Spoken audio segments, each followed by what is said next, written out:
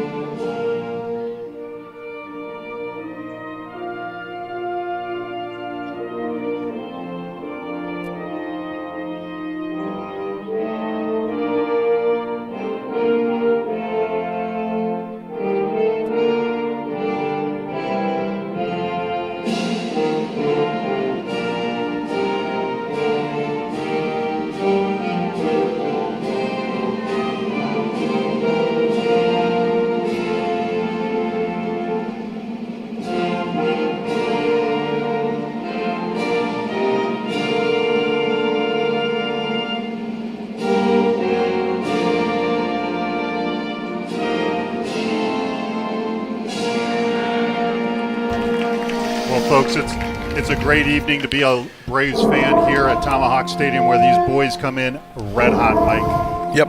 You know, one of the things that's been impressive through the first three games, and if we keep this pace going, I think it might set a state record. 63% of their goals are off assist, which is how you win a lacrosse game. That's exactly how you win. That's how you should win a lacrosse game. I was just watching Penn State and Ohio State, I think it was yesterday. What a difference in two teams. Ohio State is one man dodge and shoot, and Penn State is pass, goal, and Penn State ate them alive, and that's why. That's exactly right. But we do have a very high hit-assist ratio. We've got guys that are unselfish. I really don't think there's anybody on this team that cares whether they score or whether their teammate scores, and that's a huge advantage. Tonight, number one, Xander Johnston. Really good game. It could be a good game tonight. Loveland's coming down a little banged up. You've got JT Pop, key player for them, out tonight. You've got Kyle Beasley, another key player for them, out as well tonight. That's going to have an impact. The JV team won handily in their matchup earlier tonight. A lot of those JV players for Loveland are coming in to play some varsity action tonight. But for us, we've got one injury tonight, and that's Sam Richardson. Took a pretty nasty hit to the head. They're just being safe with Sam tonight. Yep. Going to have him sit out till he's able to take the concussion protocol test tomorrow. Cole Warbrick is still out, our all-state midfielder. That's kind of a big. That is a big one. So and it looks like Patrick Ferris is taking the face off, but I don't expect to see a lot of him tonight. He started off his first game of the season was actually our second game. He's coming back from MCL surgery from the fall, and so we left him out for the first game of the season so he could have the spring break to recuperate. Came back and won 16 out of 18 against Fenwick.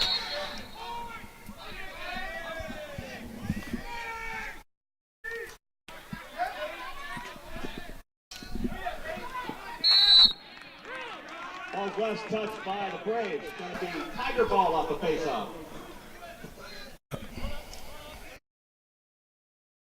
Goes to Loveland first. David Navy.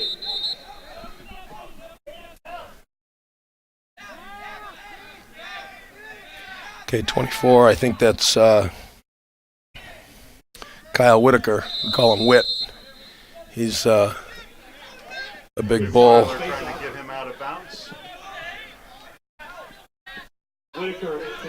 clears the ball for the Tigers.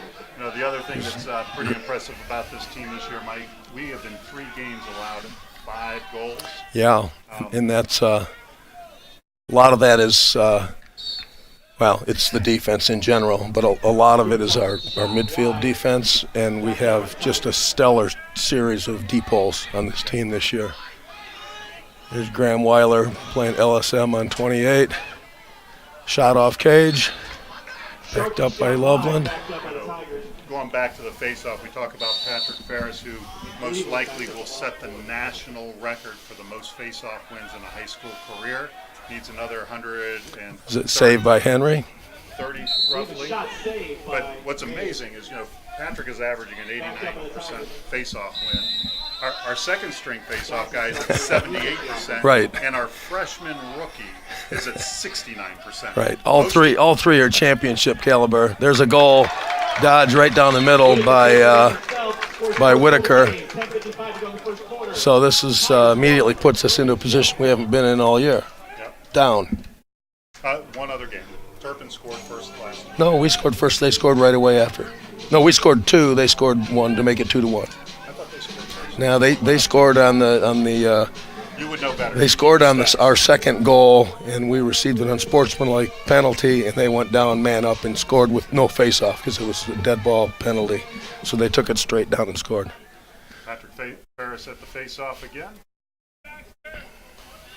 Better known to this crowd as Baxter. Baxter Ferris.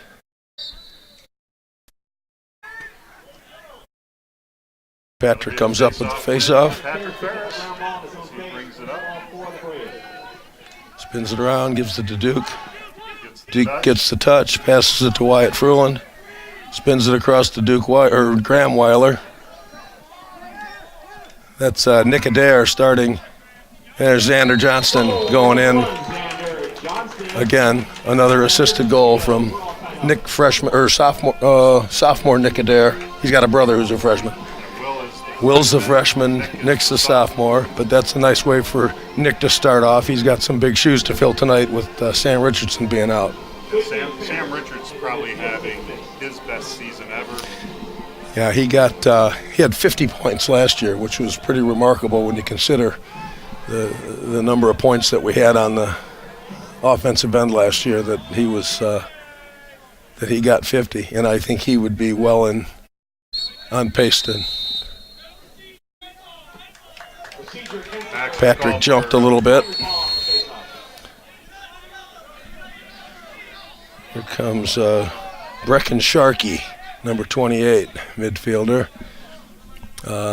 That's Cooper Johnson, number 20. He's a good player. And they've got there's a throwaway.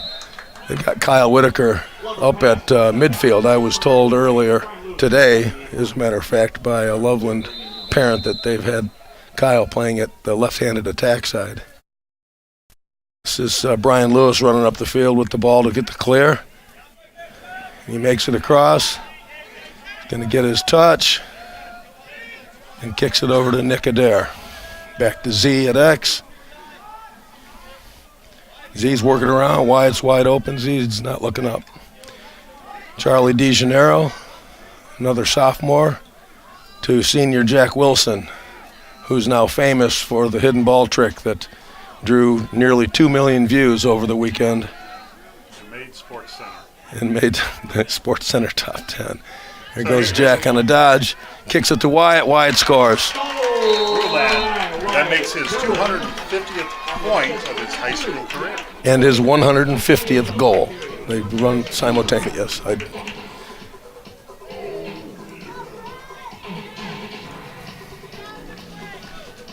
That was a nice play. Jack did exactly what we want the middies to do. Drive down the alley, draw a double, and look for the open guy in the middle. That's pure lacrosse. That's it. So we're 100% on assists so far tonight, Rob.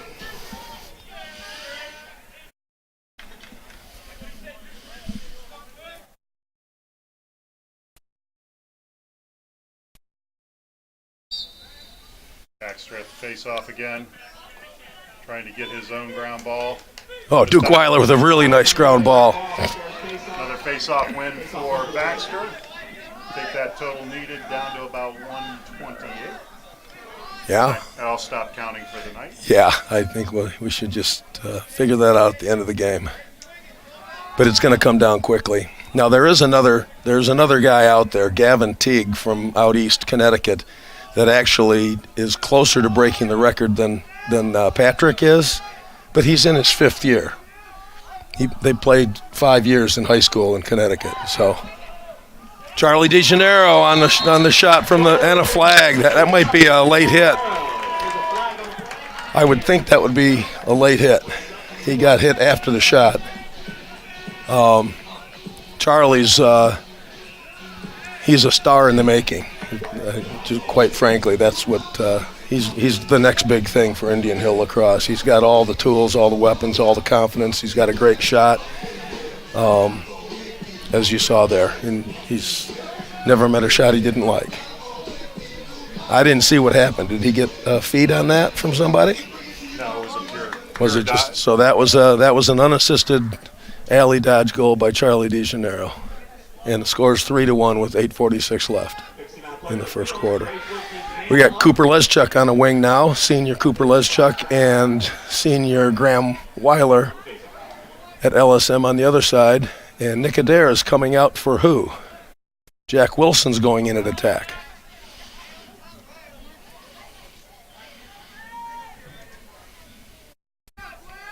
They'll probably try several guys at that spot tonight to see. It's Sammy's spot, but if he's going to be getting hurt this year, Coach McKay is going to have to find the guy to step in for him as we get later in the season. A real scrum going on at the faceoff X. Patrick must have control because he's looking up. Ball's in the air. Control's going to go to Loveland as they bring it back into their... Oh, and a nice ride, and that's going to be Indian Hill ball. That's a Cooper Leschuk coming in and planting him and turning that ball over. That was a great play by Cooper. So Indian Hill bring the ball back in at their own end. We got Brad Upham up on top with Jack Wilson, Duke Weiler. Wyatt Fruland scores again off a feed from Xander Johnston. Nice bounce shot. Yep.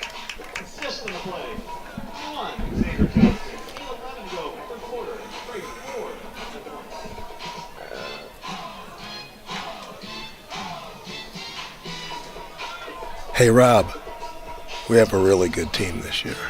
You think? Yeah. I like everything about them. I just there's not a weak spot on the team, and any guy that you take off the field, we got a guy to fill in for him. We're deep. For a school the size of Indian Hill, we've never had this kind of uniform talent across the field plus the depth. Well, we have. You just weren't around for it. Well, okay. You got to remember, Indian It's a Hill long has, time. Indian Hill has 4 state championships. Right. Here's Patrick winning the face-off and the ground ball. Kicking it to Wyatt. Wyatt's going again, and another score. Face-off win, assist, and goal. What happened?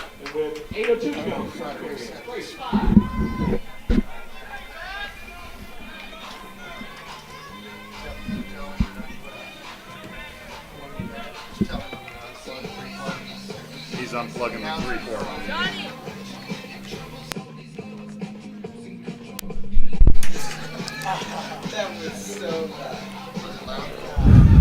Okay, so we got Patrick Ferris back to face-off X with Duke Weiler and Graham Weiler, brothers on the wing. Patrick's going to fight through and win the face-off himself, kick it out to Graham. Graham's going to spin it up to Jack Wilson, who's, again, starting off at the attack position, but I think he's going to roll back to midfield, and Charlie DeGennaro looks like he's going down for that third attack spot. Wyatt wants another one and a save. Xander picks it up and scores. So this game quickly has gotten out of control. Yeah. 6-1. So Xander gets a nice ground ball. I think that's a situation for Wyatt. If you're not going to come out and guard me, I'm going to shoot. Almost have to. From that distance. Goalie made a nice save, but it popped out. And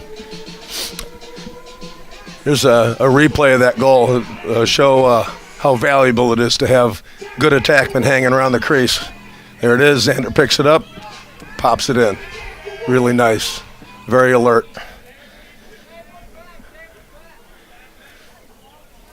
So with about 7:35 left in this game, the Braves are up 6-1. It's the first quarter. I mean, it's been a long day, Mike. Yeah. Oh, here's David Borden taking the face-off and winning it. Graham Weiler picking up the ground ball and kicking it over to Jack Wilson in the middle, who's wide open, running down the alley, looking for some help. He's going to kick it back out to Wyatt eventually, I think. There it is. Xander's coming across the top. Wyatt saw him for a second there. Here's Xander going to take that shot. Oh, he steps back out of it. Probably wise. Good defensive play by Loveland. Yeah, it was a nice slide. Here goes Ridge. Oh, nice save. Xander with another ground ball. Oh, good idea. Just a little bit off target going to Jack Wilson trying to hit Charlie Dees on the other side. Got Josh Young coming in at LSM for the defensive side of this. Oh, gold shoes Josh.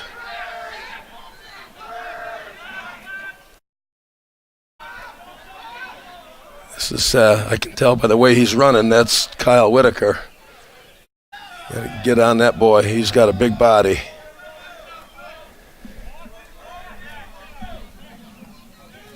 So Brecken Sharkey seems to be their topside midi who carries the ball most of the time. He's going down the right alley. Duke Weiler's turning him a little bit. And they kick it back to, fake. Looked like they went down to X with it, but here goes Cooper Johnson on a shot and a nice save by Henry Mayu and a pickup and a clear. And away we go. Duke Weiler, watch him go. Duke is the closest thing we have to Alex Major this year. Xander coming in, taking a shot, and then the flag down. We're going to go man up. Did they wipe off the penalty on Charlie on his goal? I don't remember being man up. I don't think we were. They must have called it a push and wiped it off. Oh, no, we were up for 30 seconds. Oh. It was a technical 30 seconds. Okay. All right, so here we go, man up again for the second time. Let's see what they're running. They've got about 5 or 6 different man up plays.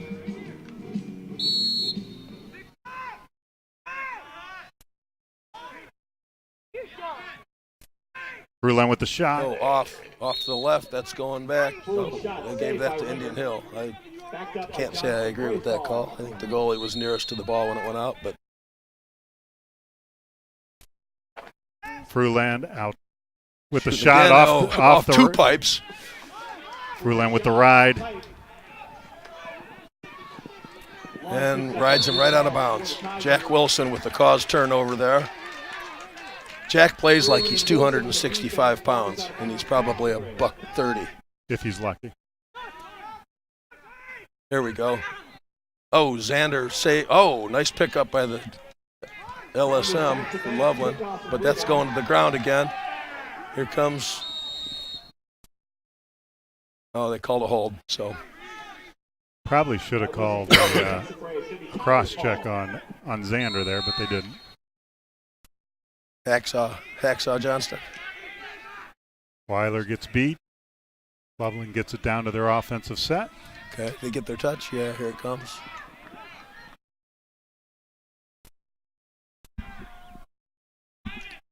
Miller with a nice, beautiful takeaway from Miller. He's kind of known for that. He just sneaks in there and snags the ball. Miller brings it up, kicks it down to Xander to get their touch. And Miller looks like he's staying on offense. That's unusual for Miller. He thinks better of it and heads back to the safety of the defensive end.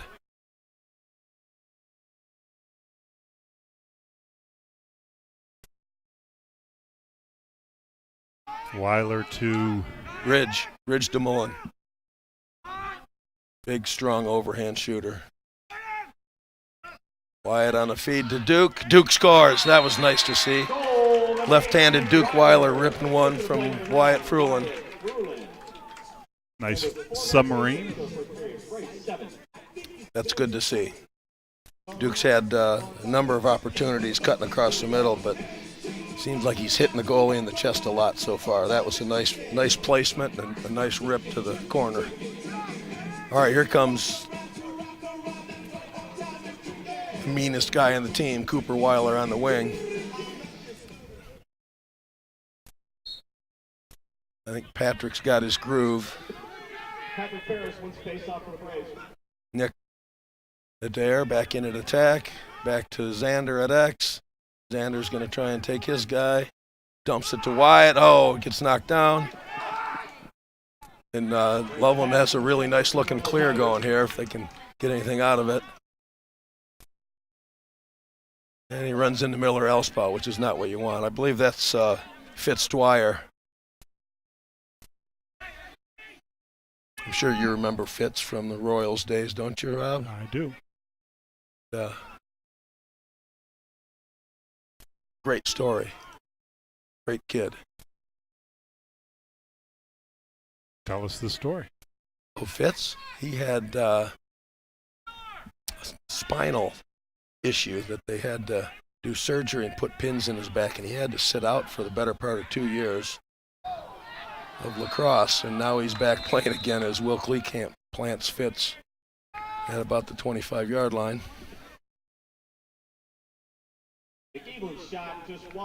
It's nice to see a kid come back from something like that, you know, and still have the heart and the desire to come back out and play at this level. So we're going to see our man down defense here, who has been stifling. I think they've only given up one. I think just one. I think that's right.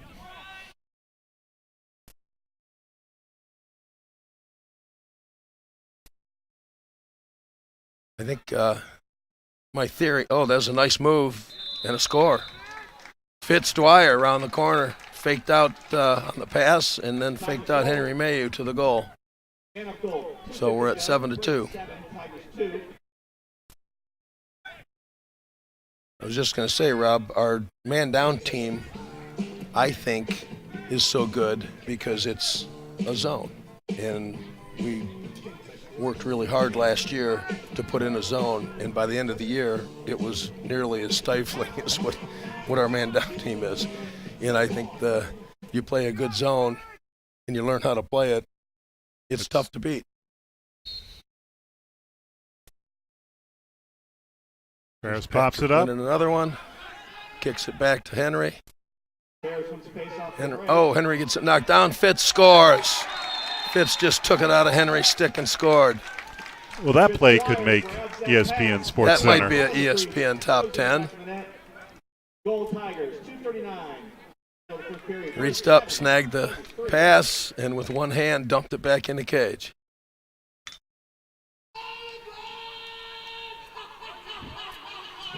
A little music selection. So we got 2:39 left here in the first quarter. Braves are up 7-3. A couple turnovers and man down have led the Tigers to score the last two goals. Baxter with another win. Nope. Popped out. Popped out of his stick. I think he won the clamp, and then when he tried to flip it, it popped out of his stick. So back to Mr. Dwyer, spinning it back out the top to Cooper Johnson, and then over to Mr. Sharkey. I got a new midi in there now. Jake Katsonis, the last of the Katsonis family, I presume. Another shot by Fitz. Fitz. Shot by Fitz over the top of the cage. Backed up by Loveland.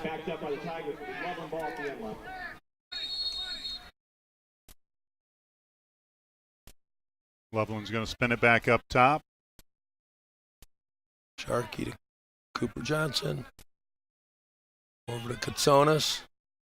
Feed to the Fitz. middle. Couldn't handle the pass. Picked up by Witt. Look out. Timeout, Loveland calls a timeout. I think that was probably smart, but he was out of trouble, but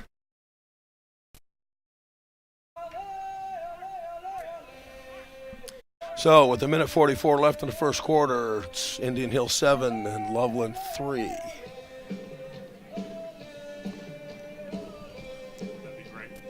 So, Mike, we talked about a big schedule coming up.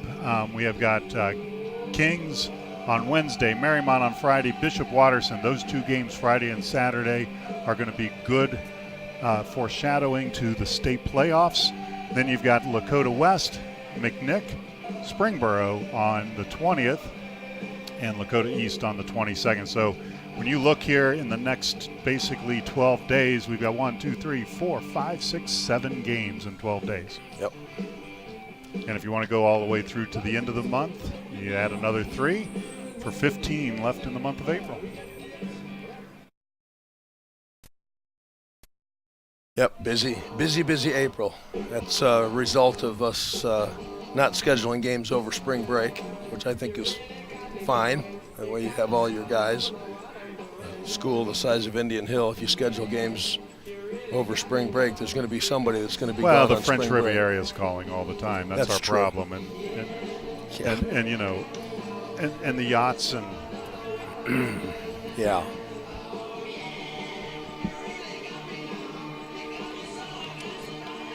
so the Braves will be on defense coming back from this timeout with 1:44 left in this first quarter. The Braves are up 7-3 on great offensive play. I think we're about 90, probably works out math-wise to about 82% assisted goals. Yeah. Okay, so here's Kyle Whitaker bringing it in from the wing. Up top to Sharkey, Cooper Johnson, Jake Katsonis on the far top midi.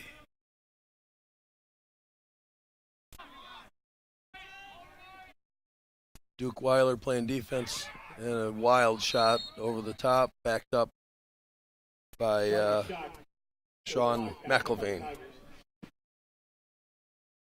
John is from a long history. His older sister played Division I lacrosse. His older brother went on to play Division I lacrosse at RMU. Sister went and played, believe she went and played at Ohio State. I just can't remember exactly. Too many boys in my family. Yeah. Good defense there on Brian Lewis. Come out and make contact up top. I'd like to see Duke Weiler putting more pressure on the top here. He's had a couple of fumbled passes that could have been turnovers. Now here goes Kyle Whitaker bulldogging his way in, but he's got Will Kleekamp to deal with, and he scores. Scored. 24, Kyle Whitaker. The shot back in that with 40 seconds to go to first period. Braves 7. Kind of knew that was coming. So with 40 seconds left in the first quarter, it's now 7-4. We got to think these Loveland Tigers have come in here. They've had a rough start to the season. They had a rough Friday night and then a rough Saturday night against Dublin Kaufman. And you got to think they're playing for blood tonight.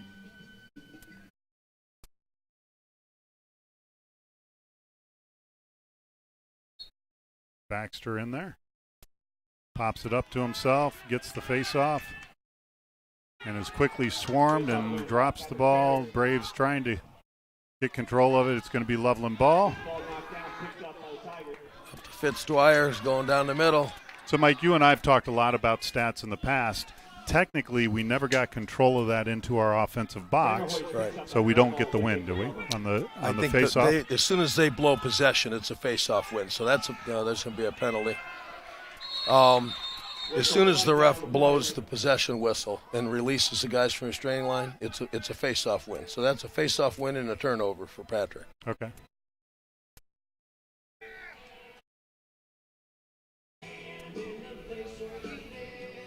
It's even more confusing in college now, where there is no restraining line that means anything. Just the midfield line is the only thing that. No, they've got 30. They have the, but it doesn't. You don't have to. You don't have to They have cross to get it. They have to get in it in 30 seconds. Not the restraining line.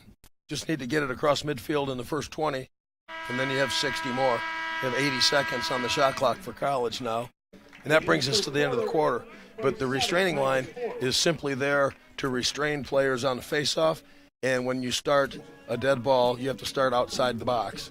But there's no more touches in college lacrosse. You don't have to get it in the box anymore. It doesn't. It serves no purpose because of the shot clock. 20 seconds to midfield, or the first 20 seconds of the 80-second shot clock. In fact, you can cross midfield, take it all the way to X, cross it back over the midfield, and it's not over and back until that 20 seconds expires. Until the shot clock reaches 60, it's not over and back. I'll take your word on that. That's not what I've watched at the college game, but I'll take your word for it. The first 20 seconds is free for all, full field. They can go anywhere they want. Once it reaches 60, then you have to have it across midfield, and you can't go back across midfield anymore. I saw a couple calls this weekend where they got it across, then got back, lost control, and it went across, and they got called for over and back, and it was about 70 seconds in the shot clock. I think that was the. But you've read the rules, I haven't. So. But it's because of the shot clock and because of the face-offs. You can face off, take it back over midfield, back and forth as often as you want to, until that 20 seconds expires. Because again, there's no touch. There's no box to touch in. That used to be, once you get a touch, then it's over and back. But prior to that, you could go back over midfield and not have it over and back either until you got that, what we call a touch or an offensive possession. So, okay, we're going to switch ends here. And Weiler will still be in the box to start this for about, I'm going to guess, probably about 40 seconds. I think there was about 20 seconds on the clock. I remember there was, I think the last I noted, there were 40 seconds on the clock, but then they ran some time off before he got that penalty. I think you're right.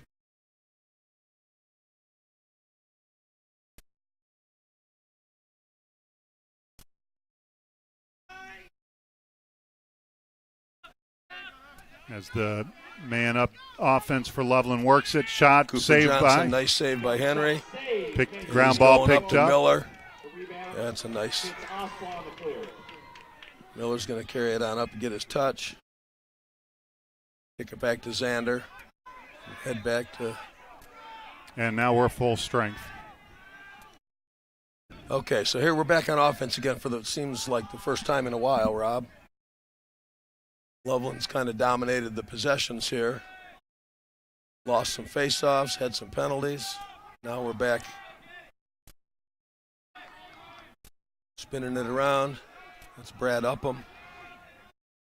Charlie DeGennaro over to Jack Wilson. Nick Adair. Back to wide at X. Kicks it out to Xander on the wing. Xander's got a shorty. I think he's going to take him. Pulls the double. Skips it across to Wilson. A nice save and pickup by Jack. That pass was a little off mark. Jack did a nice job of knocking it down and recovering.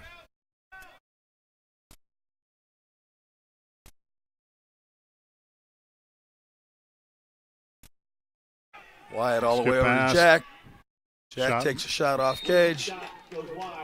Backed up by Nick Adair. Actually, Wyatt Fruin will bring it in from the corner. Over to Adair, out to Wilson. Upham, DeGennaro. Jack Wilson. Skip pass. Oh, Jack. It's going to be a turnover, unforced turnover on the Braves. On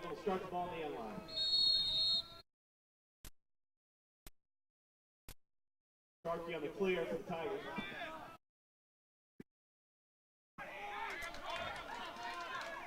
Young's going to pick him up. Oh, nice knockdown by Josh Young. That'd be a cause turnover for Josh.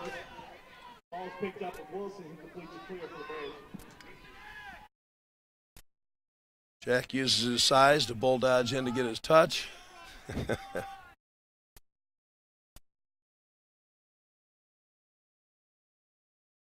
Nick kicks it out to Wyatt on the wing. He's going to drag that guy way out there, and it's typical. Ooh, got one in the face. Incidental, I guess.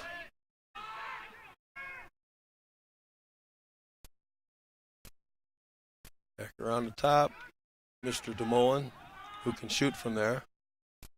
And I think he's going to.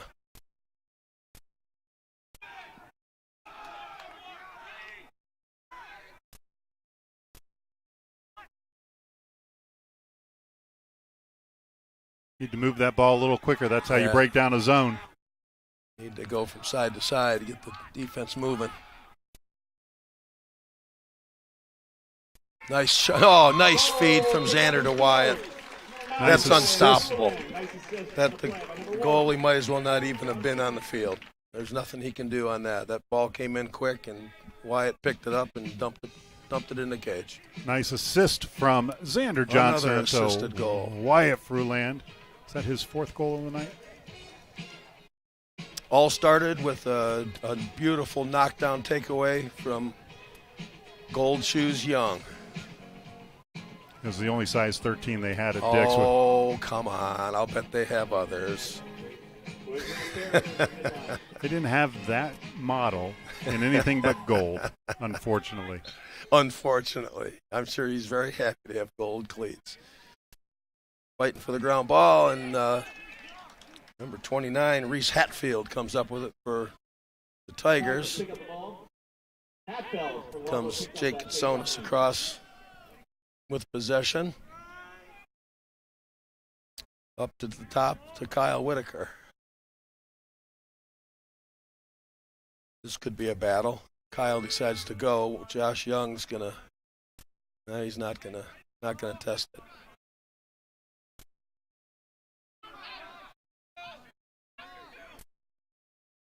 He's going to test it. Shot over the top. Not much there. Good defense. Take those shots all night.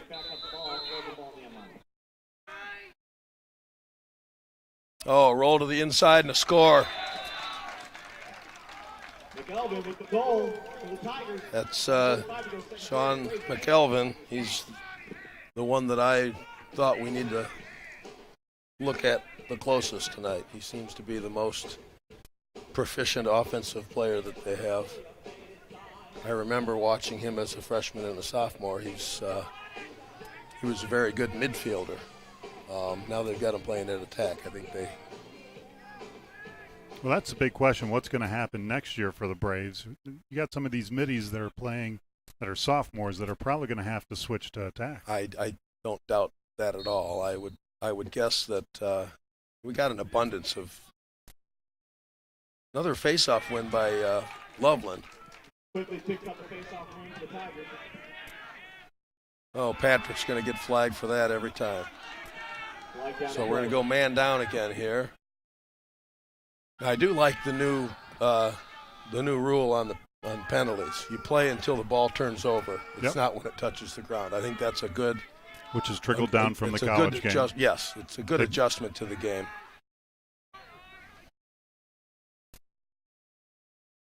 And ball down. Penalty will be. Only difference in the college game is it doesn't stop on ball down. It stops on change of possession. But that's what they do here now too. That's okay. Exactly. It's exactly the same. Ball can go down. They shouldn't have blown the whistle there. Yeah. Miller did not have possession when they blew the whistle. It was inevitable. That's why I was saying that. It was inevitable, but they blew it a little early, I think. But no, it's now the ball's got to either go out of bounds or actually physically change possession for the penalty.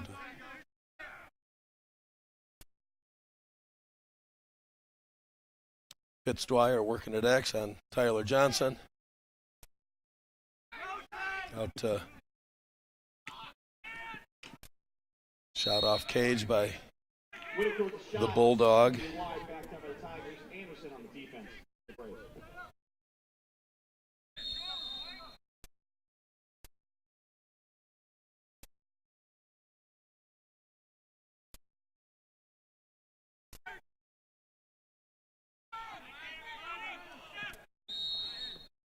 Shot off cage, or was that a save? I didn't. I think it was off cage, and they called a crease violation on Loveland, so that's the turnover. Okay, and Brian Lewis will bring it into play. He's going to run up the sideline. He's got Fitz-Dwyer, which isn't such a problem, but then he's got Kyle Whitaker, who doesn't look like he's going to attempt to stop him either. So a relatively simple clear for Brian. Although Kyle Whitaker's going after him now that he got his touch. So the Braves are up 8-5 with 6:08 left in this first half. Feed. Oh, Jack couldn't let it go. Feed from the top to a cutting Jack Wilson, and he just couldn't find his handle to get his hands free. I think the defender did a nice job of keeping got a stick into his on hands, it. yeah. Yep.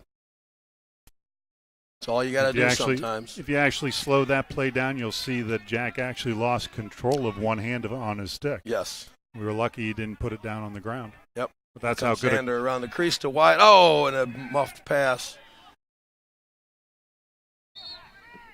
Ball's out of bounds. Last touch by the Braves. Turnover to the Tigers.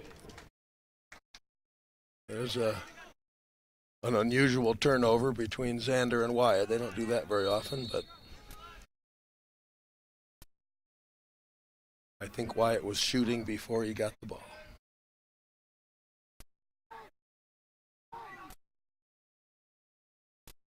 Oh, a nice interception by Jack. On a clear by Ben Wenger.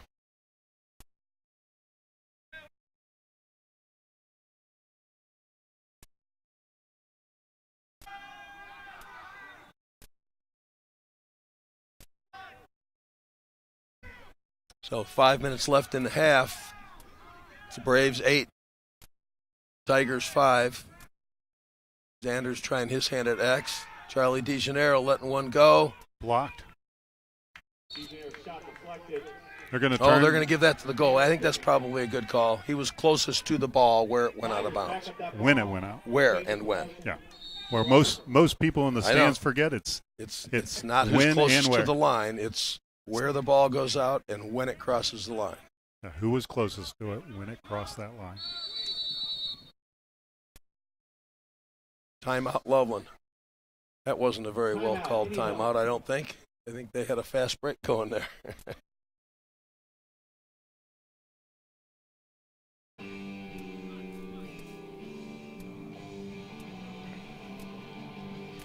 Well, folks, tonight's game is brought to you by Jeff Weiler Automotive, Dial 1 Security, and many other great sponsors of Tomahawk Stadium, including Bob Summerall Tire, Grass Corps, Clee Camp Paving, Mid-American Pools, National Heating and Air Conditioning, and a special shout out to Beacon Orthopedic, Terry Cott, our athletic trainer, and an extended relationship with Beacon Orthopedic, who is taking over our strength and conditioning program. Yes. Starting immediately. Yes. So that'll be great. A lot of things can go wrong in a weight room. Yep. No, it's good to have good qualified people in the weight room. I mean, we can point to Graham Weiler for one. He's missed the beginnings of the last 2 lacrosse seasons because of improper lifting during the football season. And on both accounts, it can be attributed to not using the right form or lifting too much or overlifting, or it's just, I think it's very important that they get that right, because it's a very important part of high school athletics now. Yeah, absolutely. And it is a science and an art. And one of the things that ends up happening with high school athletes in an environment like Indian Hill, where you're a small school and you got players that play 2 and 3 seasons of different sports, is overuse. And what Weiler's injury his sophomore year really was overuse. Yeah. Okay, so here come the Tigers, bringing it in from the wing after their timeout. Fake, shot, score. That one's on Henry. That 28 made a really nice stick fake, and took 2 more steps. He got his fired the ball. If we see that replay, you'll see the stick fake, which causes the defender to drop off, giving him room and time. He takes his 2 steps and fires away.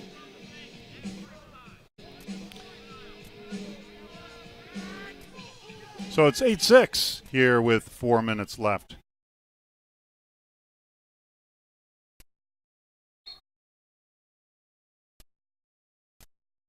Baxter with the win, brings it up, gets the touch. He's going to go for the shot. Fares to shot. Fruland will back that ball up. You got to love a face-off guy.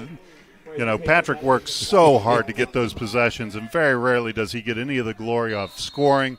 So I have no problem as long as we got somebody there to back it up, him taking that shot. He gets a few each year, but it usually is a result of him feeding Wyatt or Xander and then them immediately kicking it back to Patrick coming down the middle, because as soon as a little face-off guy gives up the ball, everybody forgets about him. Yep. And he's usually all alone right in the middle. Fruland with a nice dodge. Shot over the top, backed up by Nick Adair. Winger on the save for the Fruland shot. Backed up by Nick Dare.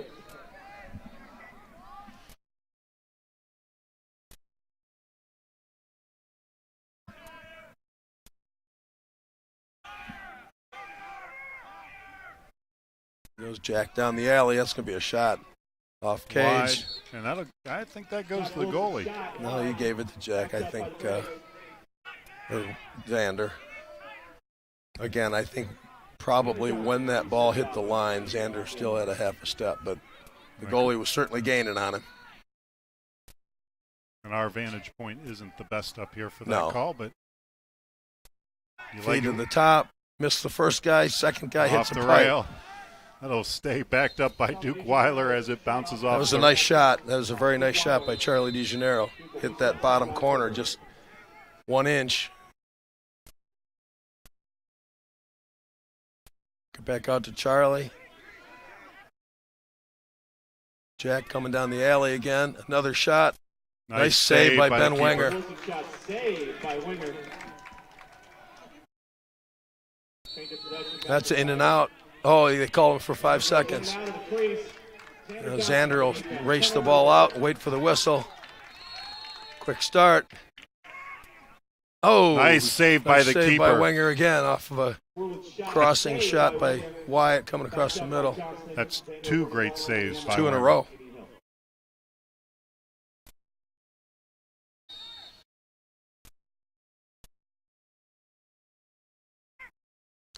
That's the second time we've had a pass from X that missed the guy it was intended for and went right to somebody else.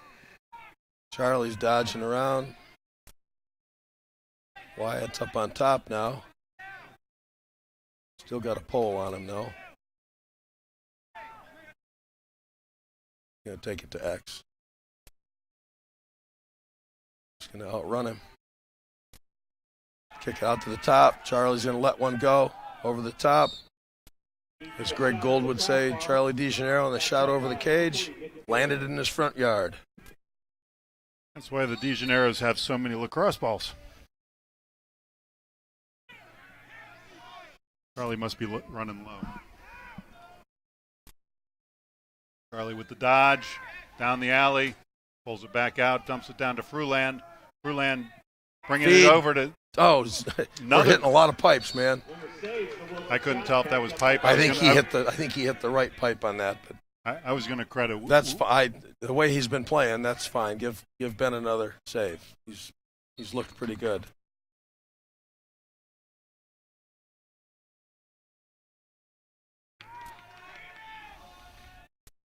We're definitely getting some good shots. Duke Weiler on a bounce shot. That was a nice bounce shot, backed up by Wyatt. Backed up by the Braves. I like that shot. Well, we don't have I've any. seen a couple shots that I've liked from our younger guys. Duke, actually Duke's a junior. He's not that young, but a nice bounce shot is always a nice thing to see.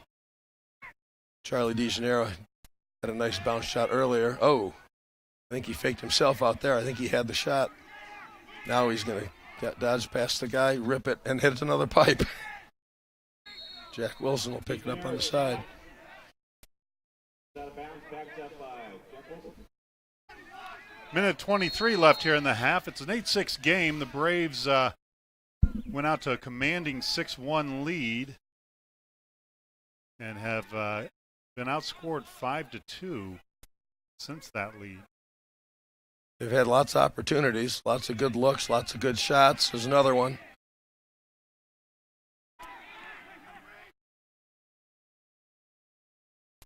Xander Johnston rips the corner. Wow, that was a beautiful shot. You know, hats Off off, stick high, man. hats off to the goalie in that defensive set. Hats off to the defensive play by Loveland. You can't expect to be in the defensive set that long. If you're gonna play 6 rounds of offense, you're gonna get scored on, and that's just what happened. That was a beautiful shot by Z. He just ripped it to the off stick high corner. Here comes the replay on watch that. on this replay where this ball is placed. Be stick Here side goes, high, here's Xander winding up. right in the corner. Oh, it bounced off the goalie. See that again. It bounced off the goalie's Bounce hands. up. He got his hands on it. Yep. Wow. That's why he was so upset. He was that close to getting another save. Okay, here's Patrick going for another ground ball. And he wins it. And a timeout by Tim McKay. Well, you It's get probably two. good. 48 seconds. That's nice. Yeah, you get two. Yeah, no, that's a good timeout because they get to set up now for the last 48 seconds to come up with a play. Tim's gotten much better at using his timeouts. I haven't seen him not call a timeout yet this year that he needed. Of course, we haven't had many situations yet this year where we needed timeouts. The teams that we've played so far have not justified a lot of strategy. No. Looking at some other interesting statistics here. We talked about our face-off guys. You got Patrick Ferris, like I said, at 89%. David Borden's at 75%. Sean Bell, the freshman's at 67%. Which, first of all, for those that don't know, 67%, that'll win you a state championship. That's a huge number for a face-off Exactly. guy. Give you the number of wins here, folks. Borden has won 21 face-offs coming into tonight. Ferris had won 16 coming in tonight. He's well over 21 now. David added a couple, I think, in there. David had one. And then Sean Bell came into the night with 12. Now, we haven't seen him yet, although I wouldn't be surprised if this game starts to go Indian Hill's way. I wouldn't be surprised if you sit Patrick down and David and Sean take their turns. Here's the staggering fact. As a team, face-off win percentage is right around 80%. I think that's all right. It's staggering to have a team face-off percentage. Most high schools, like Mike said, would love to have a 67% face-off win. If you get over 50%, that's all you really are hoping for. Same with the goalie save percentage. Oh, what the heck's going on with our passing? Playing a little sloppy here in the Yeah, end of this didn't like first. that at all. I don't know what happened there. If the defender had Nick's hands tied up, or No, it was just a bobbled pass. Okay. There was no stick on him. There was probably a good Okay. 3 yards between him and the defender. Just a moment as my buddies from 17 England, seconds left. loving to be 16. called Floyd of Pink, would say a momentary lapse of reason. Fitzdwyer on the shot over the cage with 6.5 seconds left. Katsonis will bring it in from X with 5, 4, 3, and the ball goes down. Cooper Leschuk picks it up and launches it down to safety. So at the end of the first half, Rob, it's Indian Hill Braves 9, Loveland Tigers 6, and I can say that's a disappointing first half. It is a disappointing first half. Defensively, we allowed them to get inside on us and score some goals on us. Offensively, we were not nearly as efficient as we've been. We missed a lot of shots. We dropped some easy passes. I would like to think that Coach McKay is going to have a word with the boys, and we're going to see a much tighter, much more intense team coming out in the second half. Yeah. And I hope defensively they get a little bit more aggressive. What's scary is we're on pace still to score our average number of goals. Yeah. And I would bet you that our shot on cage percentage is really high, probably somewhere around 75%. And our shots on cage to made shots is probably below 40% right now. I mean, that last series we had a good 7 shots on. Once out of 6 or 7, that's not good for your numbers. So I'm Rob Young with Mike Fruland. We're going to take about an 8-minute intermission here. Great time to go to your refrigerator, get stocked up. Hey, let your people know this is a great pre-game to the national championship. Yes. Which, by the way, Mike, let's do a little wager. I'll bet you a water. Texas Tech by 4. I'll take that because Virginia lost as a 1 seed to a 16 seed last year. They're done losing. But they've not seen a defense like Texas Tech. Vice versa. No, Also, Texas Tech has. They beat. Who? They went past Houston. Houston had the Okay. number 2 defense coming into the tournament. I think I'm expecting this game to, if you're saying 4 points, that's a blowout because this is going to be about a 50 to 46 game. And I was going to say the over/under. I think the Vegas has the over/under at 109. Okay, I'll take the under. I'd take the under. I'll take the under. All right, we'll Folks, be back we're out. after We'll a break. see you shortly.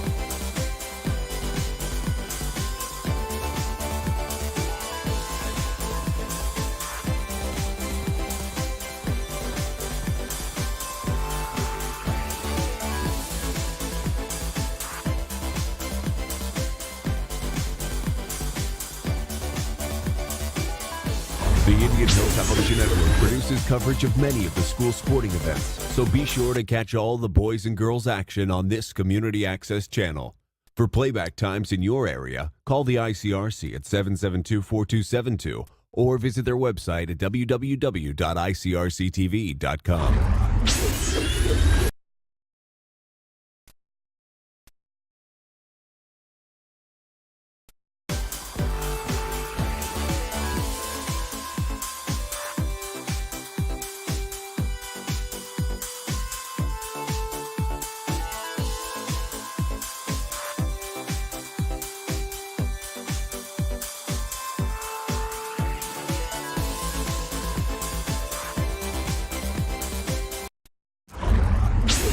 Coverage of Brave sports on the Indian Hill Television Network wouldn't be possible without the generous support of the Indian Hill Boosters, the PTO, and the ICRC.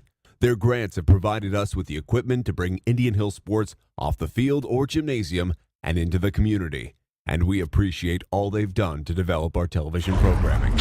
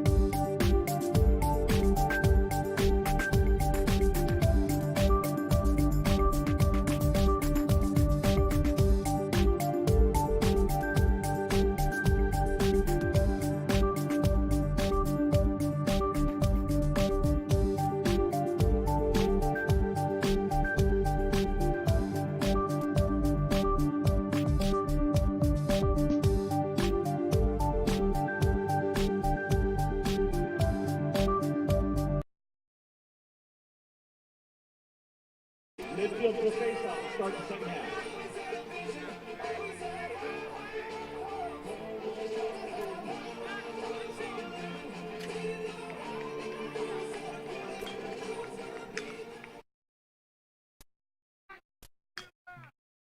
Second half begins with Baxter Ferris at the face-off exit once again. The Weiler brothers are on the wing.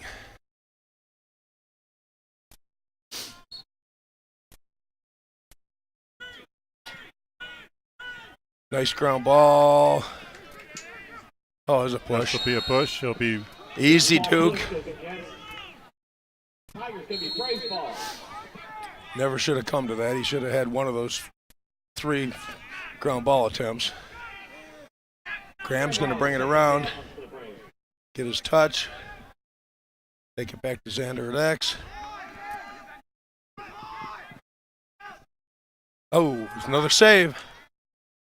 Backed up by Jack Wilson. Winger saves the Fruin shot, backed up by the Braves. Jack Wilson.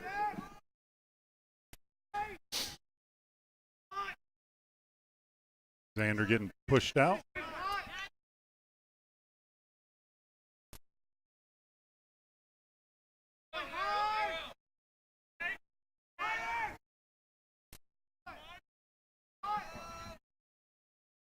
Here goes Ridge on the dodge. He's going to take that. Shot Nice. and goal by the Cannon Ridge DeMullen. That was, DeMullen. if you're looking under Webster's, under Ridge DeMullen shot, that's what that was. That was a Ridge DeMullen shot. First of all, you knock your guy on his butt, and then you walk right over the top of him, and then you rip a shot to the corner. He's a beast.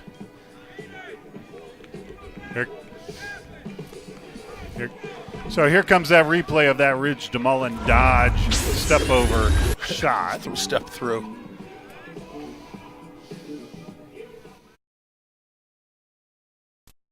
Oh, that was just the end of it. Oh, Patrick thought he had it. Still loose. Duke Weiler's trying to come up with it again. Loveland comes up with the loose ball. That's Whitaker picks up the ground ball. the Weiler brothers are picking on Face-off. Kyle Whitaker a little bit. We've been very good on those kind of loose balls all year. This is the first time I've seen another team basically out hustle us to ground balls. So that's I think Loveland something to actually, definitely work on. I think Loveland actually won the ground ball battle in the first half. I wouldn't be surprised. That's what I was saying. I wish we would be pushing out a little bit. I think we'd have a couple more turnover opportunities if we'd be given some pressure. Shot off cage. Looked like Henry had that one covered up anyway. Shot saved by Mayu. Sharp in a shot, backed up by the Tigers. Nice Knocked down by Kleekamp. Kleekamp stepped in front of that shot, picked up the loose ball, turned over the Braves. Flips it to Brian Lewis, who's going to run past Cooper Johnson up the field.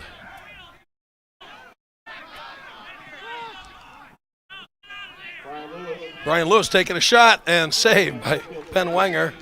I'm not sure that shot's going to go down as one of my favorites, but over. Fans are monitoring that midfield line for over and back. Or for shot, sidearm by Fitzdwyer. Off cage. Somebody needs to actually put a body on number 3 down there. Miller got a body on him that time. Yeah, but he got the shot off. Need to on That's him because now. our nice knockdown. Pick it up. Again, they're hustling to the ball a lot better than we are. Well, our defenders are not sliding well tonight, Mike. They've been beaten many. I mean, that's why this is a 10-6 game. They're going to flag that every time. Miller takes Dwyer down to the ground from the back. So we're going man down again. It's called a trip. Here comes Kenny Devine in on the man down.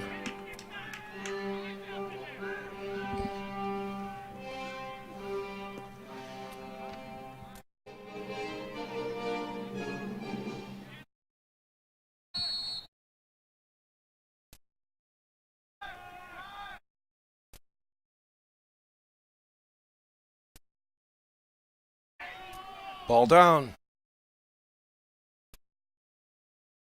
Get back in. Get Recover, back in, recover, Tyler. recover. And they That's throw going the to be ball a away. throwaway. That pass, last touch by the Tigers, going to turn over the Braves. I like the top side pressure, but when you're man down and it doesn't go your way, you got to beat feet back to the hole. Brian Lewis going to run up the field again, and we got a flag down. So Flag down, the flag.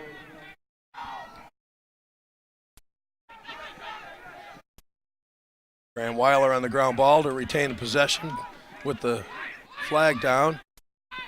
Kicks it to Wyatt Fruin. What's the call? What's the whistle for? You know? Because the ball went down, is what they're Doesn't saying. matter. But that's why they blew the whistle, and that's what the ref just said. That's not My bad, right. the ball went down. That is not correct. That is a bad call. It's on possession or turnover. It's not on the ball on the ground. Well, it went down a long time ago with Graham picking up the ground ball. Reversal of fortune, Braves will be man up. Tigers have the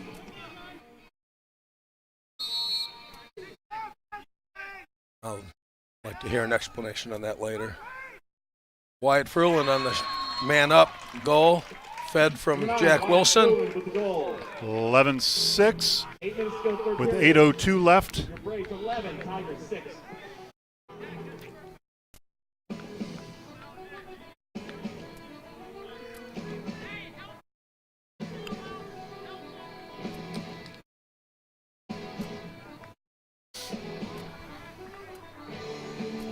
So you got Young and Young and Duke Weiler. Young the wings? and the middle Weiler. The youngest Weiler's, I haven't seen him yet tonight. I don't know if we'll see him on the varsity game tonight. There's Patrick fighting for a ground ball again. That's got to be a push. That would have been, but we retained possession. So Duke comes up. He's going in. Oh, keep going, Duke. You had a hole. You could drive Kleekamp through that hole. You know, that's one thing I don't like the way we run our LSMs. They come off the field way too fast. Let the ball get settled in and then come off. Yeah. Wyatt's going. Looking for a cutter, Nothing there. Because what happened? DeMullen. Going again. Another ridge goal. Shot, goal. Because what happened there is Duke had that alley wide open. We had two guys running off the field, Baxter and Young, instead of Young and Baxter staying in to get the ball settled down. If they had stayed in, the guy that was sliding over to pick Duke up that was closing would have had to play their guy, would have had to guard their guy, and it would have stayed open. But I think Duke had a big alley there, and he just chose to not take it. And if he'd been on the other side, he'd have gone, because he's very left-handed, and that's a right-handed shot from there. You're right, but that alley was closing if you would have watched the defenders coming in. Patrick keeps winning the clamp easily, and then kick it out, Pat. Kick it out, Pat. No money in it. There's no money in it, Pat. There you go. That's why you kick it out.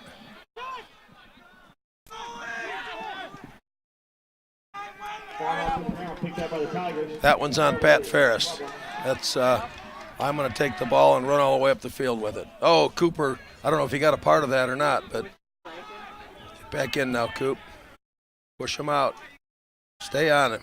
Stay on his hands out there.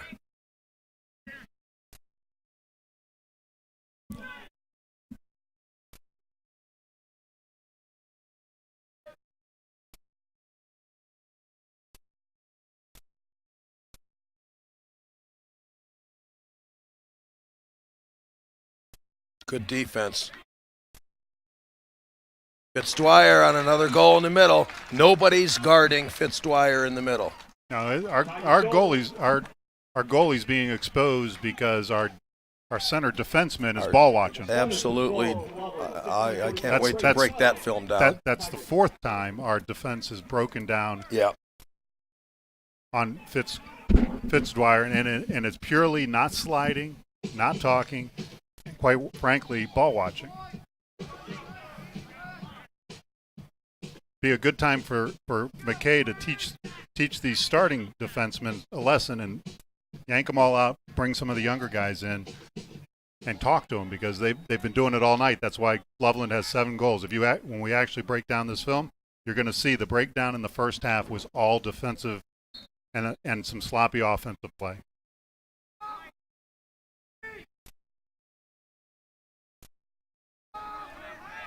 Get on it, Duke. Atta baby.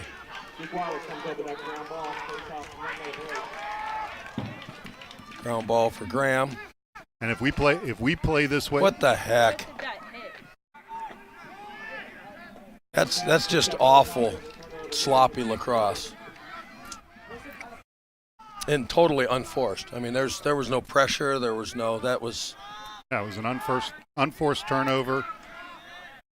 Loveland's coming down to set up.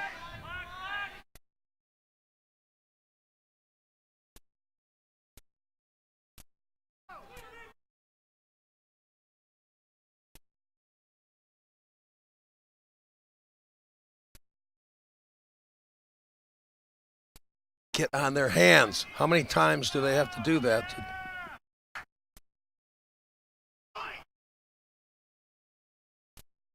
And we're raking to pick up ground balls instead of white ball.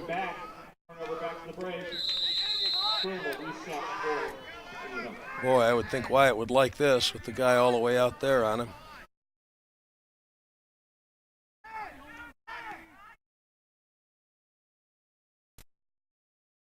So the Braves will set up their offense. It's a 5-point game with about 5 minutes left here in the third quarter. We now have our brand new Green Acres goal cam up for you. Let's see if we get a great shot. Charlie gets a nice left-handed shot, a little off cage. So Mike, Green Acres donated another camera that is operated remotely that's sitting on the goal line. We're very appreciative of Green Acres for giving that to us. Jack just got...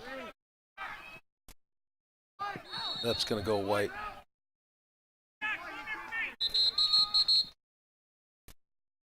Ball last touch by the Tigers.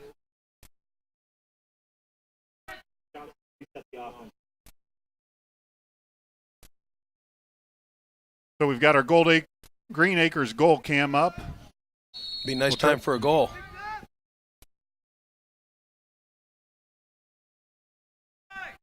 Xander dodging, out behind. Fire! Upper corner. Let's get a replay of that. Let's see that on the goal cam. I don't think we're going to have it on the goal cam because they're worried about him running out of frame. Oh, okay. So they keep flipping back and forth. But let's see a replay of that. That was a great goal. That was a nice top shelf, upper 90 as they call it, off the dodge from X, hesitation, redodged, goal. So the Braves go up 13-7 with 4:22 left. Baxter's going to be back out for the face-off. Got the Weiler boys. Here it comes. You're going to see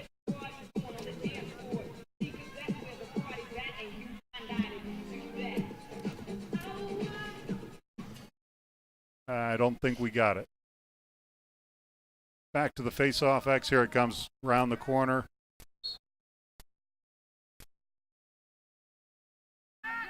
Baxter wins the face-off. Right over the top. It was a great replay. We're back to live action here.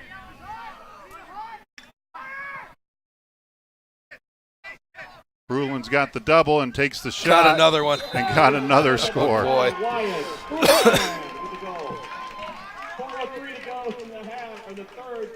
14-7. That feels a little better, doesn't it? 14-7 than 7-4, 7-5, whatever they got it down to. Well, I think Loveland's exposed some stuff with our defense tonight. I don't know how much they've exposed. I think our defense came out soft for the first time. I think they Well, came I'm out gonna- soft, I'm gonna and there may be some technical stuff. I'm going to disagree with you because you let a guy score 6 times across the middle without being touched. That's I defensive totally breakdown. agree. That's not being soft. There's And David Borden taking the face off, and Loveland again is going to come up with the loose ball. They're just and what you have to remember is, we've only allowed 5 goals coming into this game, but we've only seen a total of 13 shots on goal. That's so your defense hasn't been challenged until tonight. No, they have not. And I would argue that the 5 goals that were allowed, another goal, and again, and no body. Sharkey with a nifty move, scores on It's there. defensive breakdown. 3:31 to go. Third. Race 14. Tiger Jake. And watch that goal again, and you'll see where the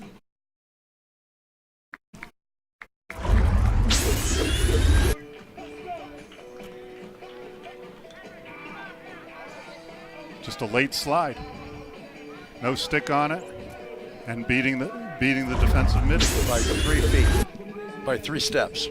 How do you beat a guy by 3 steps? But that 3 tells me yards? communication isn't happening, and our guys are not moving their feet well.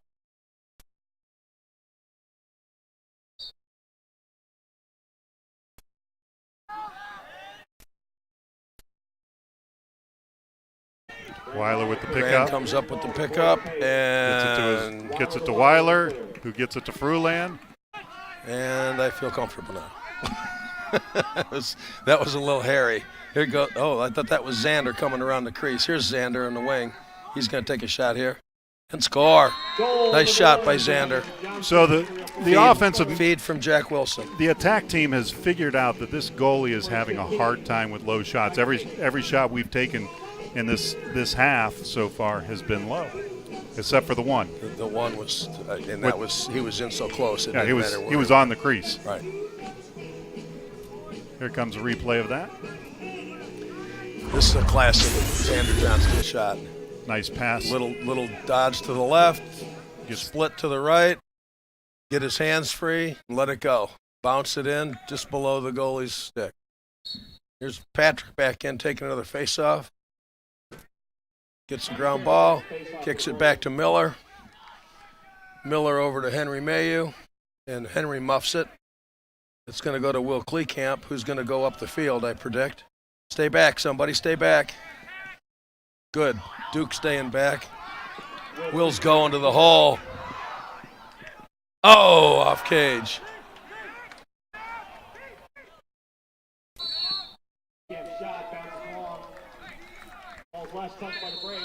Oh, Garrett Anderson was in the game. He's running off there. He hasn't played in the last couple games. He's been sick. Here comes Kyle Whitaker storming up the field. Get on that, Josh. Get on that, Josh. Get on that, Josh. Had a baby.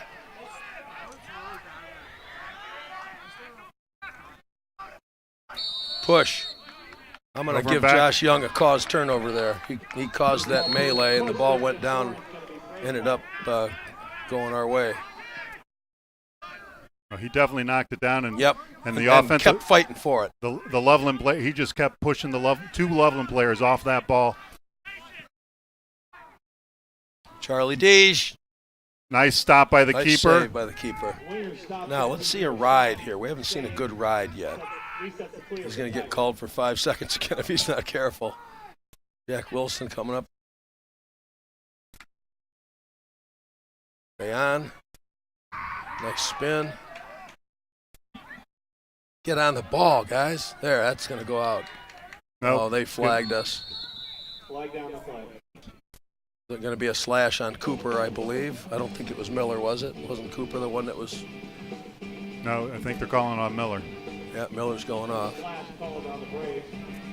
Tigers going to be hand up. Minute 27 to go to the third.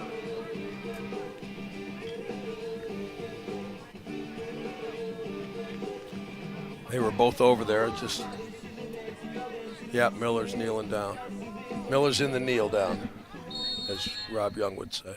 Oh, I would never say it. But there is an announcer out there that does say it, and it just cracks me up every time I hear it.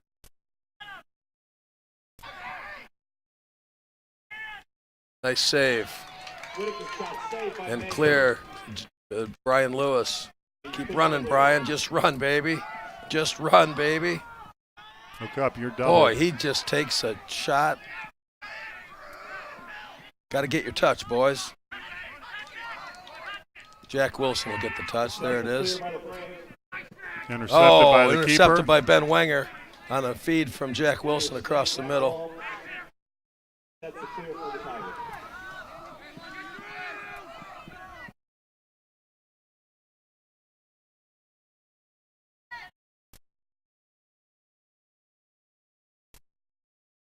Nice stick check by Young. Ball goes wide. 27 seconds left in the quarter. Loveland's got the ball. We're back to full strength.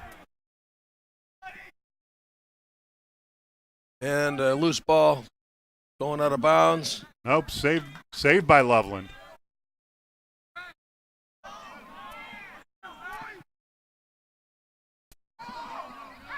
It's got to be a push, but they're going to call Jack for laying on the ball. Watch.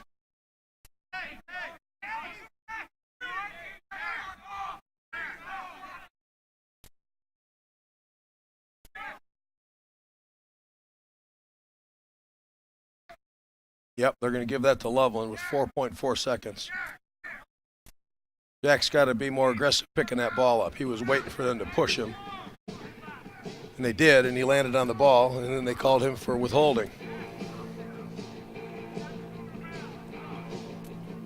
Stay on sides, Josh. Oh, he's LSM. He can go there. And we're back to full strength. With 4.4 seconds, I'd get somebody on the crease. Refs sorted out. Tigers can have the ball with 4 seconds to go in the third. Who's got 17? Who's got 17? You kidding me, aren't you? They threw it away. Okay. We got lucky on that one. How in the world is 17 wide open at the restraining line with 4.4 seconds on the shot? You think they're not going to throw to him? Yeah, miscommunication. That was there'd be a lot to look at on this film. So with 12 minutes to go in this game, we're in the fourth quarter now. The Braves are up 15-8, on pace to score their average, but they have almost been doubled up on the number of goals they allowed in 3 games. Right. So some work for the defense in practice tomorrow. This week does not get easier, Mike. On Wednesday, we see Kings and the Stilsky King at that. 2 of them. Actually, 3 of them. 2 of them that matter. Yeah, I was going to say. And Mike doesn't matter. Jake, no, the third, the little brother. They got him a freshman. Oh, they've got a freshman too? He's not playing a lot, but he is playing.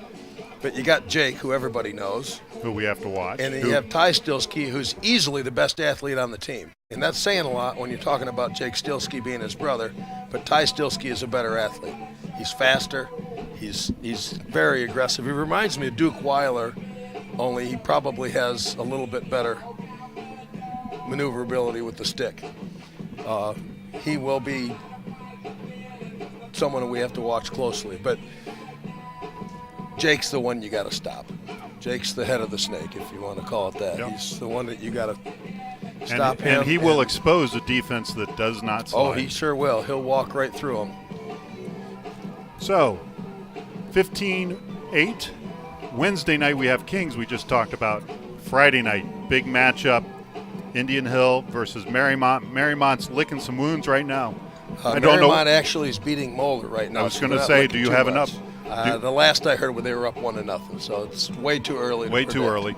But Marymount came into tonight's game with Moeller with a close loss to St. X, and then they lost to Watterson on Saturday, who we will see on Saturday. So Friday and Saturday are big games for the Braves. They've got to play smart both days, and defense is going to be challenged. Yes, the defense will definitely be challenged. Now, we have an advantage. We've got the face-off king. We have to win the ground ball battle when he wins the face-off. We're not doing that so well tonight. Patrick's winning the clamps, but we're not winning the face-off battle. No. And we need to be better at the face-off battle. Yeah, Patrick has been let down by his wingmen tonight. And Patrick's made a couple of his own errors in judgment as well. So there's plenty to go around. Our offense has still not been. They've been better in that quarter, but the second quarter, their efficiency was way down. I think they've stabilized a little bit in that quarter, don't you? A little bit. I'm still not happy with the defense. No, I'm saying the offense. Yeah, their shots Yeah, I'm were not more. happy with the defense. Here, we got a ground ball finally. Graham Weiler's going to race it in and get the touch, kick it out to Wyatt up top, and oh my gosh, nobody's on defense except the guy on him out top.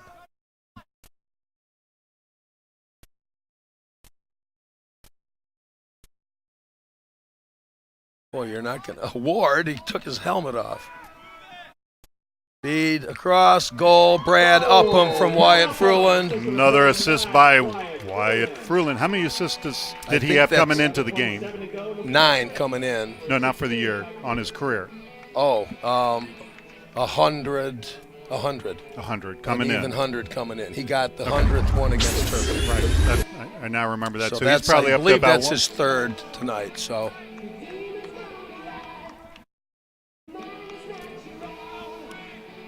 A little bit surprised there was no flag there. He nearly took his helmet off with the up sweeping check to the face mask. You got the big Josh Young in against number 23, going to use his physical presence to keep him off the line, see if he can outrun him. Pop it out.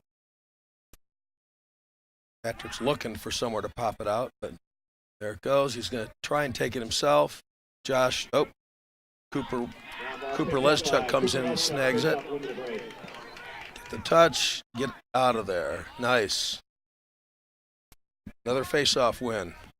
Great play by both Cooper and Young on that. Yeah, the little Young man boxed ball. out. Yep, that's just the way you teach them when they're in third grade.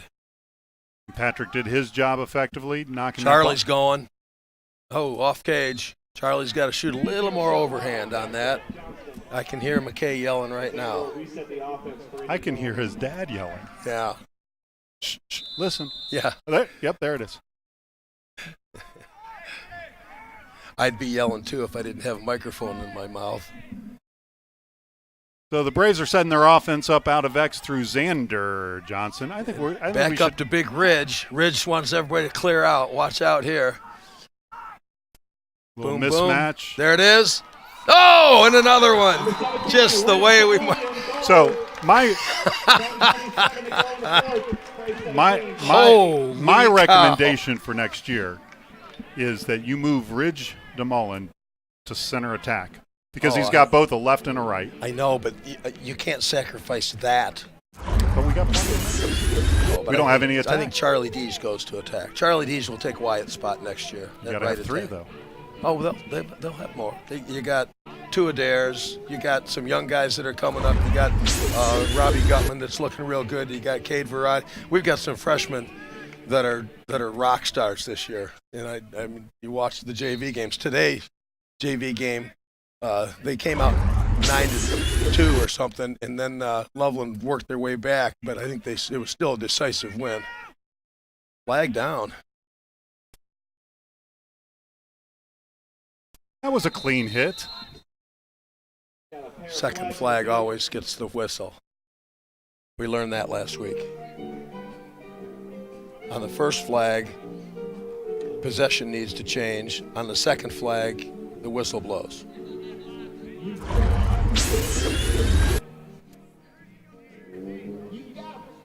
We're going to be 2 men down here? Looks like it. Yep.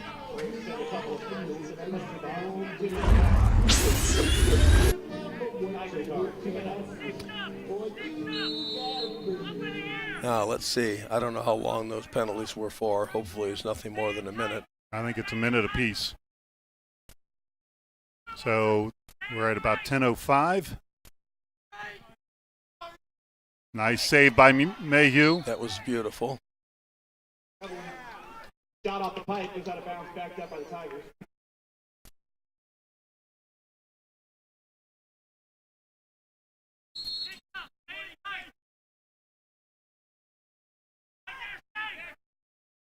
Nice save by Mayhew. Again. He's in the crease. Yeah, he is. Okay, now we're very short-handed here. That's smart, Henry. Run it up till they cover you. Run it up till they cover you. I like that. I like That was getting a it to great Charlie. clear. Now, He's got a good stick and he's got good wheels. Got about 20 seconds to kill here. But we are 2 men down, so if Loveland were smart, they'd be swarming us, and they're not. They just got one guy coming out on Charlie, and that's not going to do it. Here comes the second guy. Just run. Just run. Well, this is going to be another penalty on Charlie. No, they didn't call it.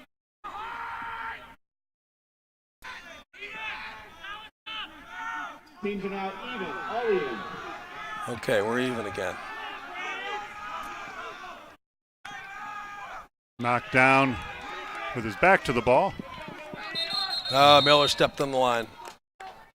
Whitaker shot. Turn around, Mel. Picked up by Oscar. Falls out of bounds. There you go. Take it back from him. Nice job. Cooper, Leschuk on the Miller on the takeaway. Cooper on the ground ball. Oscar calls a turnover. Going up the middle. Oh, Schwanny. Oh, he's got lucky. Bounced right back to him. Schwanny with the clear.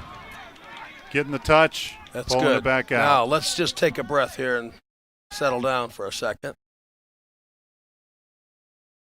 It's good to see Garrett Anderson coming into this game. Yes, it is. I hope he gets a shot. I want to see his shot from the top. He's going to be a big asset for this team as the season gets deeper. Here's you get Brad Upham and Garrett Anderson up top. It looks like a college team. They're both about 6'4". Oh, Wyatt with a shot bouncing over the top. Garrett Anderson's 6'5". Okay. Brad Upham's about 6'1". Oh no! When's the last time you stood I next saw to him Brad? standing next to Josh yesterday. No, he's much taller than I am now. But Josh is 6'4", and he's nowhere near Josh's height. We shrink, Mike. Just remember. Well, I'm still a solid 6'2". Josh has got him by at least 2 inches. It's those gold cleats, Rob. They're about 2 inches tall. No, that makes him about 6'6". Barefooted, he's 6'4". He looks like Prince. Well, here's a little unknown fact. Did you know that Prince holds several Minnesota State basketball records? Yes, I did. Actually, I just heard that this weekend, as you did probably. I had heard it. I actually saw another feed to the Gotta change plane. save. Upham shot saved by Wenger. Tigers reset. Wenger's had a heck of a game, Rob. Yes, he has.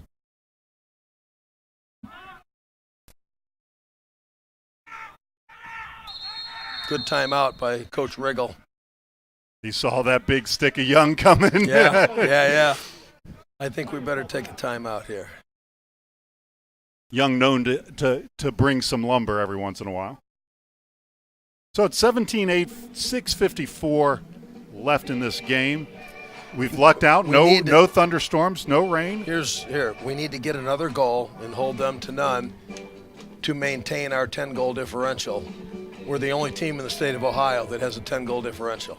That's good. So Lax Power. What's going on with Lax Power? it's gone. That's what I thought. So Lax Numbers is the new Lax Numbers, and Lax that's what we're going to Numbers. use for the state playoff is Lax Well, Numbers, or are they using Max Prep? We don't have time to go through it all, honestly. The state of Ohio High School Athletic Association, wants everybody to use Max Preps. The Ohio Coaches Association wants to use a different one that they've got put together. Everybody's using Lax Numbers, and everybody's also entering their information on Inside Lacrosse's page. So we've got 4 different pages that we have to enter our data into, not knowing which one's going to survive and not knowing which one's going to be the one they're going to determine. And I've looked at the sites. I haven't looked at Lax Numbers too much. I should have. It's the best of the bunch. It's the most like Lax Power. They use the same algorithms.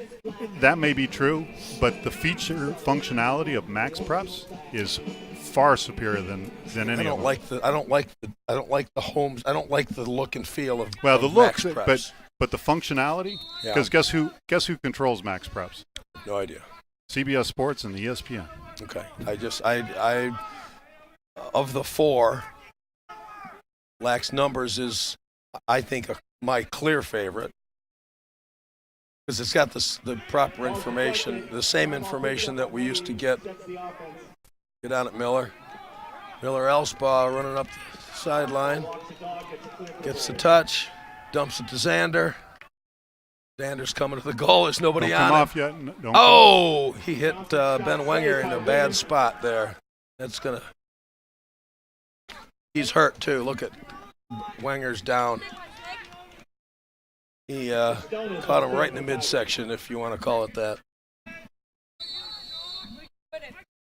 They're calling timeout for him. I don't know if they have another goalie. Oh, they do have another goalie, and here he comes. I think he took that shot not in the midsection, but a little lower than the midsection. I'm trying to be polite, Rob, but we are on live broadcast. Injury time, follow field. Yeah, that one hurt. Yep. So we'll find out mid-season probably what we're using the next time. We're probably not this Friday when we're on with the boys, but sometime in the near future we'll find out what's playing out. But you're right. When you look at any of these stat engines, Indian Hill's stats are absolutely impressive. Like I said, no, statistically they are, but if you look at one of the big factors on there, as it should be, is strength of schedule. Yeah. Thus far, ours is a pretty low strength of schedule. Yeah, and it should now, be. That's not to say that other schools aren't playing teams like that. It's just the luck of the draw. I mean, here's our fourth game of the year. We're playing two D1 teams that are historically good teams in the region, right? I mean, Milford and Loveland are historically good teams, and both have beaten us in the recent past. Not last year, but it's not like we're playing a soft schedule. It's just sometimes it's the luck of the draw. Schedule's made up before you really know what you got, and then obviously Fenwick and Turpin are two teams that we play every year. So we just, unfortunately, our strength of schedule is relatively low. And because Loveland's 1-5, it's not really going to go up tonight. No, but if we keep the 10-point differential going, that helps a lot. That helps a lot. So I agree with you. We have to finish this game 10+. Yes. And I would like to see at least 3 more goals. To go to running clock. So all of our games have gone to running clock. Oh, Wyatt's over the top with his feed. Not going to come back. Pass last touch by the Braves. Give me a turnover to the Tigers. Stone's going to set it up. Get it back, boys. Here's two good riders right here. Let's see if they can get him. Oh, he went around both of them. That's a little Katsonis. Get on him. So in at defense for the Braves, you got Miller, Johnson, Devine.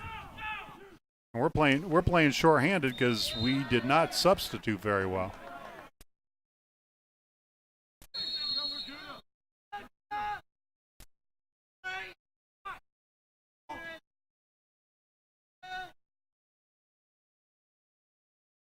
And Jaden Anderson in it with the other stick.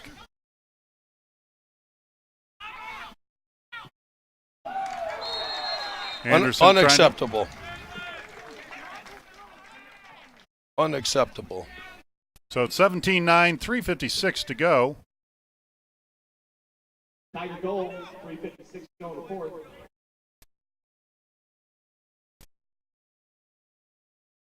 Palin with the goal for the Tigers. 3:56 to go. Braves 17, Tigers 9.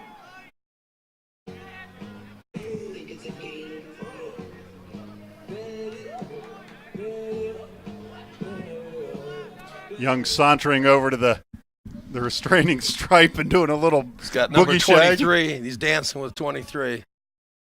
Well, you missed the boogie swag Oh. before he got there. Okay, Duke Weiler with the ground ball pickup. Pat Ferris with yet another face-off win. Duke Weiler comes to the ground ball, face-off win for the Braves.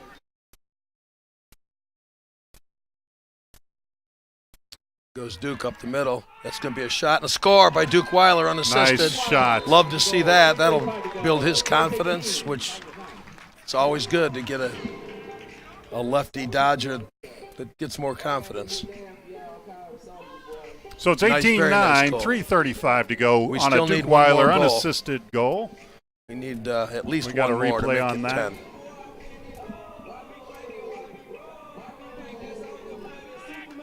Patrick Ferris back out. Got Ken Devine out here. Kenny on the wing. I think he's going to Here be. comes that replay. Weiler just dodging through the lane, changing direction. Ferris with face-off win again. Kicks it out to Kenny Devine. Kenny throws it up to Nick Adair back in at attack.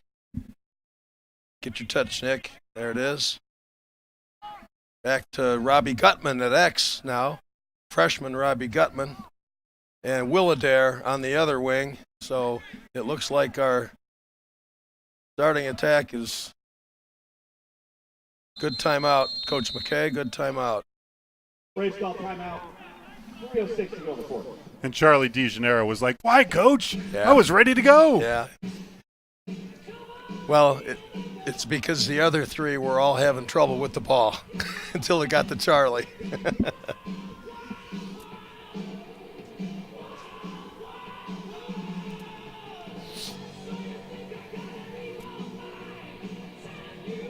That's good, though. We had sophomore and 2 freshmen in there at attack.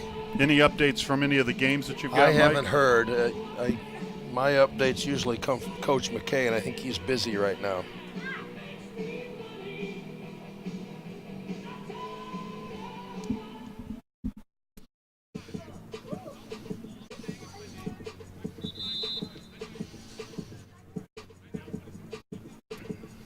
Braves in control of the ball. Come out of timeout. 3:06 Let's see, who do we got out here?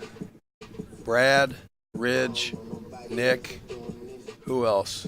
Robbie, Will Adair, and Charlie Deege. We can get a goal out of these guys. Will Adair is a scoring machine. We know what Charlie can do. We know what Ridge can do. Brad has numerous goals this year. There goes Charlie on the dodge. Score. There's your score. Charlie's like, I ended with the Just ball. finished what he started. I before told the you, timeout. Coach, I had it. That's what I was trying to do. So we are up by 10. It's 19-9, 2:57 to go. Looks like we've got Borden coming in for the face-off, Young in the wing, and Weiler in the opposite wing.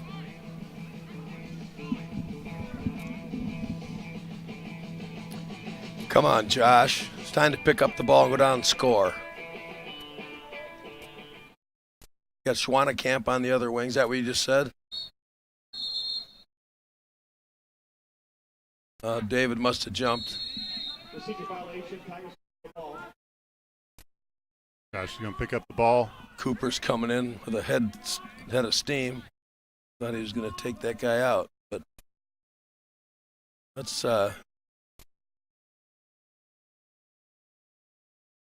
fake again. 28 likes that stick fake. Josh with the knockdown.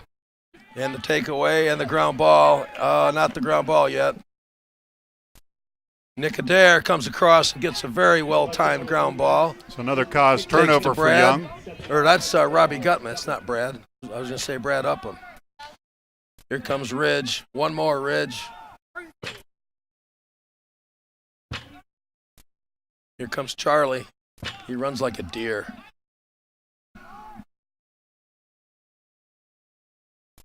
Two minutes to go in the contest. 2 minutes. Now, typically, historically, oh my God.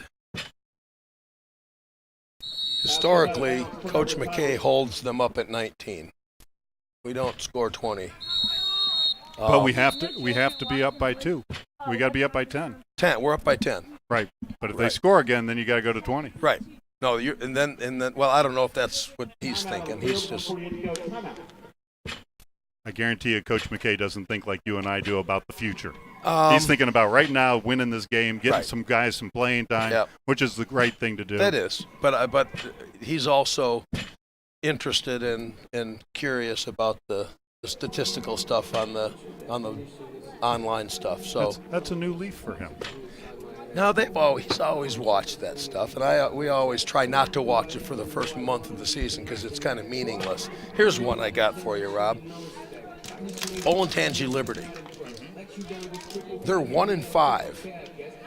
They're ranked 9th in the state. I'm thinking somebody from Olentangy Liberty is running lax numbers because there's no way. Well, but they're not on Max Preps. Max Preps doesn't have them ranked that high. No, it's ludicrous, and I've noticed it all year. And Max Preps, we couldn't get in the rankings because we hadn't played 3 games. Okay. And the rankings don't come out until tomorrow. It'll be interesting to see Right. where we go into each one of those rankings after tonight. Well, tonight Max and tomorrow night wins tonight and tomorrow night would move us up. We were at 8, and then after the weekend ended, we dropped down to 11 because a couple other teams won big. But we'll be in the top 10 this week, and if we can beat Marymount and Watterson, we'll be even higher than that. Well, I would argue if we beat Watterson and Marymount, Watterson is ranked pretty high. They're having a good year. I think Watterson is actually just below us on the lax numbers because they've lost. Right, but I think they've also played, 8 games already? They have played a lot more games, you're right. Marymount was ranked pretty high when Watterson beat them. Right. So our next broadcast on Friday, Mike, we'll have another conversation about these stats. I'll go. Let's do some. We'll output the stats. And what's the flag? I think it's going to be a slash call on Loveland. I think it's going to be because everybody on the Loveland team is on this side of the field. Oh, is that, 2, 4, 6, 8. 2, 4, 6, 8. They got 9 guys at this end of the field. Yeah, and 1 down here. I wanted that. That's funny. All right, put your man up, team. Get a goal. And let's go home. So they should go. They should go down 2 men. Yeah, a lot of orange on the wrong side of the field. They should go down 2 men. Yeah, if there were 2 men off sides, Just under a minute to go in the game. they are. They're down 2. Braves will be 2 men out. 1 minute to go in the game. And will DeGennaro get another goal before the end of this game? I think he looks like he's running the clock out, if you ask me. It's a 30-second penalty, so maybe they'll just – I think he's just going to run it down and let it go. There's no advantage. There really is no advantage to getting another goal. No. I'm with you, a security goal in case they were to drop one in, but They're definitely not dropping 30 one seconds in. left. It's not going to happen when we have the ball. Okay, we're all even. But you know, DeGennaro, he runs this much. He's apt to try to get one last, especially when Loveland's playing with 7 defenders. Specifically told not to shoot. I'm sure he was. 7, 6. Not much they can do now. Roll it out. That's the game. So, folks, All right, it's so a 19-9. 19-9. We kept our 10-goal diff. We stay undefeated, and a great night for the Braves. We'll be back on air on Thursday night with the girls. I'm Rob Young with Mike Fruland, bringing you IHTN Sports on the IHTN1 YouTube channel. Let your people know. Thanks out to Mr. Dupps, who was our executive producer, Steve Overberg, producer and director, Nor Azar Begu was technical director, Owen Norrell, replay. Owen Norrell did our graphics. We had John Mark Williams, Mark Bennett, Green Acres Gold Camp, There you PTZ. go. And I'm Rob Young with Mike Fruland. Folks, stay brave, stay proud. We'll see you here on Thursday night for the girls versus Marymount Warriors. And then back again on Friday night for the boys versus Marymount. And then back here on Saturday for the boys versus Watterson.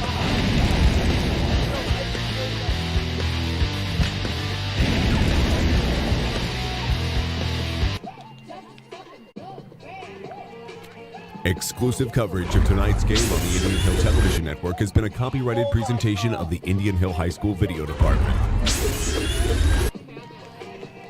Luke, wait. Give me that one. That one's gonna give you all messed up.